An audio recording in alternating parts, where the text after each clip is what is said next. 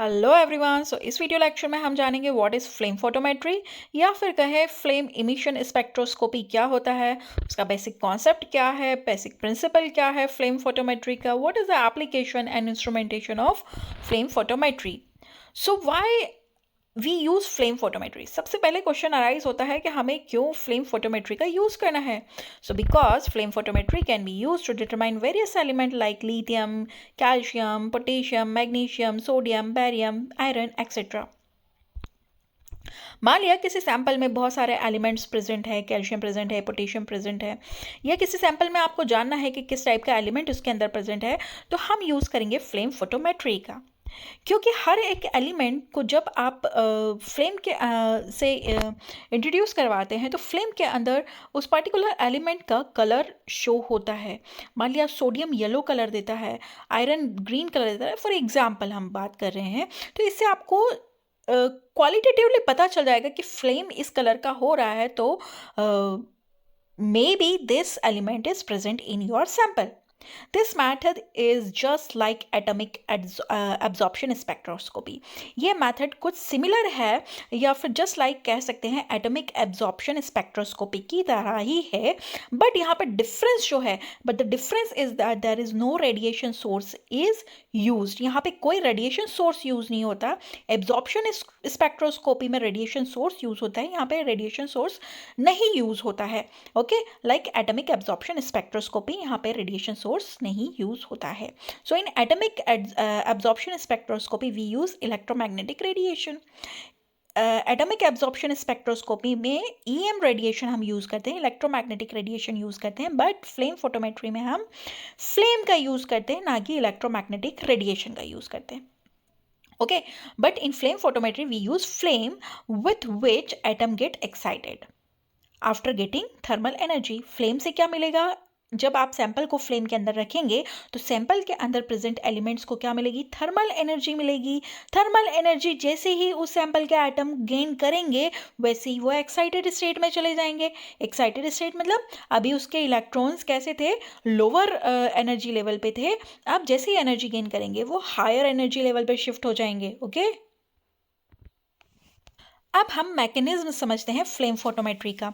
So for example आप ले लीजिए, कोई एक सैंपल ले लीजिए, सोडियम क्लोराइड ले लीजिए। First we take the sample salt of element. किसी एलिमेंट का आप सॉल्ट ले लीजिए, एलिमेंट ले लीजिए आप सोडियम, आपके पास एलिमेंट है सोडियम का, आप सॉल्ट ले लीजिए NaCl। ओके, तो सोडियम के ऊपर प्लस चार्ज होता है एंड क्लोराइड के ऊपर माइनस चार्ज होता है। एम यहाँ पे इंडिकेट कर रहा है पॉजिटिव, एम इंडिकेट कर रहा है मेटल एंड एक्स इंडिकेट कर रहा है यहाँ पे हैलोजन। सोडियम क्या है? मेटल है, और क्लोराइड क्या है? हैलोजन है। तो जब इस एलिमेंट सॉल्ट को आप फ्लेम के अंदर इंट्रोड्यूस करवाएंगे, ओके, पहले तो हम इस एलिमेंट का जो सॉल्ट है, एलिमेंट का सॉल्ट, उसका सॉल्यूशन बना लेंगे और अब उस सॉल्यूशन से हम स्प्रे करेंगे फ्लेम के अंदर। जिससे क्या होगा? स्प्रे से ये जो एलिमेंट है वो ड्रॉपलेट में कन्वर्ट हो जाएगा। अब ड्रॉपलेट जैसे ही फ्लेम के अंदर जाएंगे वो सॉलिड रेसिड्यू में कन्वर्ट हो जाएंगे, क्योंकि वाटर तो इवापरेट हो जाएगा, जो भी सॉल्वेंट सिस्टम होगा इवेपरेट हो जाएगा। अब जो बचेगा वो होगा क्या? एलिमेंट और सॉल्ट का मिक्सचर, जो सॉलिड रेसिड्यू बचेगा उनका वो। अब जैसे ही थर्मल हीट यहाँ पे मिलेगी, जो मेटल सॉल्ट है वो वेपराइज होगा, सॉलिड से किस में कन्वर्ट होगा? वेपर में कन्वर्ट होगा और डिसोसिएट हो जाएगा और टूट जाएगा। मेटल अलग हो जाएगा और हेलोजन अलग हो जाएगा, और सॉलिड से अब ये गैशियस फॉर्म में कन्वर्ट हो जाएंगे। Okay, so metal go to excited state by second method.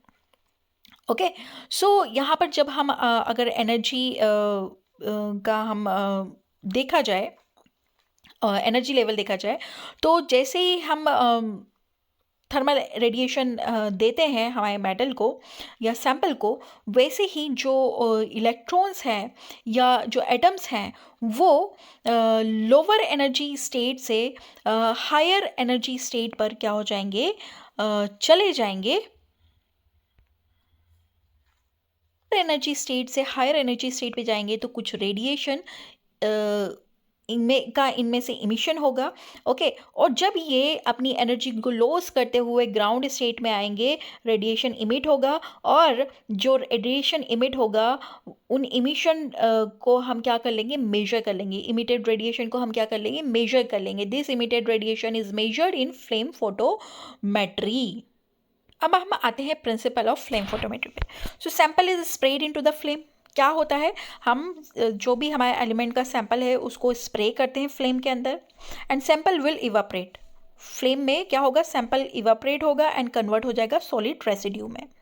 Some of the vaporize atom are getting thermal energy. कुछ वेपराइज जो अब इवापरेट हो गया है, वेपराइज फॉर्म में आ गए हैं एटम्स, और अब उन्हें थर्मल एनर्जी मिलती है from the flame and going to excited state. अब वेपर फॉर्म में आने के बाद एटम थर्मल एनर्जी को गेन करके एक्साइटेड स्टेट में चले जाते हैं, और this excited atom coming down, और जब ये एक्साइटेड स्टेट में जो रहने वाले एटम्स हैं वो जब अपनी एनर्जी को लॉस करते हुए ग्राउंड स्टेट में आएंगे तो कुछ रेडिएशन इमिट करेंगे which is measured in flame photometry.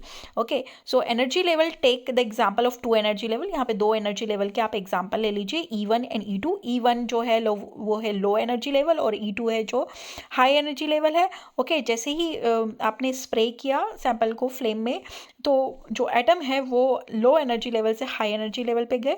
Okay, इस टाइम एटम की जो के पास जो एनर्जी थी वो एच न्यू थी। ओके, और जब ये ग्राउंड स्टेट में आए तो इनकी जो एनर्जी है लॉस हुई है, मतलब माइनस एच न्यू। ओके, सो यहाँ पर हम जो डिफरेंस है एनर्जी का, जब उनके पास एनर्जी थी और जब उन्हें लॉस की, difference between the energy of excited state and ground state, हम इसको रिप्रेजेंट करेंगे E2 minus E1 H new से। हियर जो न्यू है that is C upon lambda. H जो यहाँ पर होता है वो प्लैंक्स कांस्टेंट होता है, और इसकी वैल्यू होती है 6.626 इंटू 10⁻⁻27 अर्ज सेकेंड। सी यहाँ पे इंडिकेट करता है वेलोसिटी ऑफ इलेक्ट्रोमैग्नेटिक रेडिएशन, जो कि होती है 2.998 into 10⁻10 centimetre per second. Okay, so इस तरह से हम we can calculate the wavelength of radiation. इस फॉर्मूले से lambda is equal to H C upon E2 minus E1 फॉर्मूले से हम जो वेवलेंथ है रेडिएशन की, इमिटेड रेडिएशन की वेवलेंथ को हम मेजर कर सकते हैं, कैलकुलेट कर सकते हैं। तो जब वेवलेंथ पता चल जाएगा तो हमें हर कलर का वेवलेंथ पता होता है, और कौन सा पर्टिकुलर एलिमेंट किस कलर की रेडिएशन शो करता है ये भी हमें पता है। तो इस तरह से हमको एलिमेंट का पता चल जाएगा कि हमारे सैंपल में किस तरह का एलिमेंट प्रेजेंट है। एग्जाम्पल्स हैं एलिमेंट्स के जो कि एक पर्टिकुलर वेवलेंथ की रेडिएशन को एमिट आउट करते हैं और पर्टिकुलर कलर शो करते हैं फ्लेम के अंदर, जैसे बैरियम है। ओके, बैरियम है जो लेमन ग्रीन कलर शो करता है फ्लेम के अंदर, और इसका वेवलेंथ जो होता है 554 नैनोमीटर होता है। सोडियम येलो कलर इमिट करता है जिसका वेवलेंथ होता है 589 नैनोमीटर। पोटेशियम जो है वो वॉयलेट कलर शो करता है, its wavelength is 767 nanometre. And calcium जो है वो ऑरेंज या ब्रिक रेड कलर को इमिट करता है जिसका वेवलेंथ है 423 नैनोमीटर। सबसे पहले यहाँ पर क्या लगा होता है, मिरर लगा रहता है, रिफ्लेक्टर लगा रहता है, इसके बीच में एक एटोमाइजर लगा रहता है। मतलब आप कह सकते हैं ये स्प्रे जैसी कोई बॉटल होती है जिसके अंदर आपका सैंपल सॉल्यूशन होता है, और एयर और ऑक्सीजन और यहाँ पे फ्यूल भी होता है, क्योंकि आपको यहाँ पर सैंपल को बर्न भी करना है, फ्लेम के अंदर इंट्रोड्यूस भी करना है। ओके, और स्प्रे भी करना है साथ साथ। ओके, सैंपल एक तरफ से जाएगा, एक तरफ से एयर और फ्यूल आप देंगे। ओके, तो इस जो सेटअप को हम बोलेंगे एटोमाइजर। ओके, ऊपर इसमें फ्लेम होगी। ओके, और सैंपल को हम जब स्प्रे करेंगे फ्लेम के अंदर तो वो उसके एटम्स जो है एक्साइटेड स्टेट में चले जाएंगे।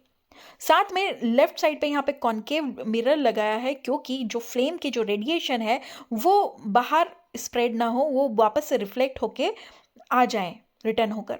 देन उसके बाद एटमाइजर के बाद यहाँ पे लेंस लगा हुआ है। लेंस क्या करेगा, सभी रेडिएशन को जो पॉलीक्रोमेटिक रेडिएशंस हैं उनको मोनोक्रोमेटिक रेडिएशंस में कन्वर्ट कर लेगा। ओके, अब मोनोक्रोमीटर यहाँ पे लगा हुआ है। मोनोक्रोमीटर क्या होता है, it is a combination of various prism and slits. यहाँ पे प्रिज्म ऑफ और स्लिट्स के कॉम्बिनेशन यहाँ पे लगा होता है। मोनोक्रोमीटर का काम होता है पॉलीक्रोमेटिक लाइट को मोनोक्रोमेटिक लाइट में कन्वर्ट करना। देन ये जो रेडिएशन है प्रिज्म से होते हुए, मोनोक्रोमेटर से होते हुए, ये जाएंगी अब डिटेक्टर के पास। डिटेक्टर क्या है यहाँ पे? फोटो मल्टीप्लायर ट्यूब, क्योंकि रेडिएशन की जो इंटेंसिटी है यहाँ पे बहुत कम है। ओके, अब इसको हमें मेजर करना है, तो हम इसको फोटो मल्टीप्लायर जो हमारा डिटेक्टर है वो क्या करेगा? इन रेडिएशन को मल्टीप्लाई कर देगा। मल्टीप्लाई कर देगा तो यहाँ पे सिग्नल्स क्या हो जाएंगे? एम्पलीफाई हो जाएंगे। एम्पलीफाई होने के बाद एम्पलीफायर इसे रिकॉर्डर के पास भेज देगा। सिग्नल्स को एम्पलीफाई करके रिकॉर्डर के पास भेज दिया जाएगा और रिकॉर्डर इसे चेक कर लेगा कि किस वेवलेंथ की रेडिएशन यहाँ पे आई है और प्रोबेबली कौन सा एलिमेंट हमारे सैंपल में प्रेजेंट होना चाहिए। So it is a simple instrumentation of flame photometer. Atomiser क्या करता है? कन्वर्ट करता है लिक्विड सैंपल को एटम्स में and help to transport homogenise solution of sample into flame. Flame के अंदर होमोजेनाइज जो सॉल्यूशन है उसको इंट्रोड्यूस करता है, ओके, विथ कांस्टेंट रेट, मतलब एक रेट में।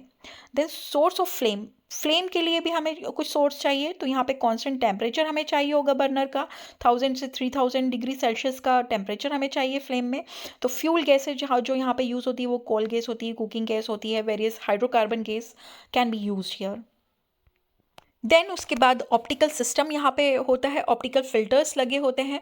It consist of 3 parts, convex mirror होता है, लेंस होता है, फिल्टर होता है। इन सब के कॉम्बिनेशन से ऑप्टिकल सिस्टम बनता है। जो कॉन्वेक्स मिरर करता है वो ट्रांसमिट करता है लाइट को, light emitted from the atoms. जो एटम्स में से लाइट इमिट हुई है उनको ट्रांसमिट करता है and focus the emission to the lens. और इन रेडिएशन को लेंस के ऊपर जो फोकस करता है वो काम कौन करता है? लेंस फोकस करता है। देन रेडिएशन को डिटेक्टर के पास भेजा जाता है डिटेक्ट करने के लिए। ओके, सो डिटेक्टर क्या करता है? Detect the emitted light and measure the intensity of radiation. वो रेडिएशन को डिटेक्ट करता है और उनकी इंटेंसिटी को मेजर करता है। देन प्रोड्यूस इलेक्ट्रिकल सिग्नल, जैसे ही वो इंटेंसिटी को रीड आउट कर लेता है वो इलेक्ट्रिकल सिग्नल प्रोड्यूस करता है और एम्पलीफायर के पास भेज देता है। एम्पलीफायर जो है सिग्नल्स को एम्पलीफाई करता है और रिकॉर्डर के पास भेज देता है और स्क्रीन के ऊपर आपको डिस्प्ले होकर ग्राफ मिल जाता है। Now come to the application. Application क्या होगी फ्लेम फोटोमेट्री की? तो the analysis of soft drinks, fruit juice, alcoholic beverages, जो अल्कोहलिक ड्रिंक्स होती हैं, can be done by using flame photometer. Flame photometer की हेल्प से आप इनका एनालिसिस कर सकते हो कि किस टाइप के एलिमेंट्स यहाँ पे प्रेजेंट है। Sodium and potassium ion in the body fluid, आपकी बॉडी फ्लूइड में, आपके ब्लड में, आपके प्लाज्मा में सोडियम और पोटेशियम का क्या क्वांटिटी है, ओके, किस क्वांटिटी में प्रेजेंट है, मसल्स में, हार्ट में, can be determined by diluting the blood serum को डाइल्यूट करके आप आपके ब्लड में पता कर सकते हैं सोडियम एंड पोटेशियम आयंस का content by using flame photometry. Then in agriculture fertiliser जो यूज़ होते हैं किस टाइप की सॉइल को किस टाइप के फर्टिलाइज़र की ज़रूरत होती है वो हम सॉइल की एनालिसिस करके यहाँ पे फ्लेम फोटोमेट्री से डिटेक्ट कर सकते हैं कि सॉइल में किस टाइप का एलिमेंट्स प्रेजेंट है और किस टाइप का फर्टिलाइज़र हमें देना है।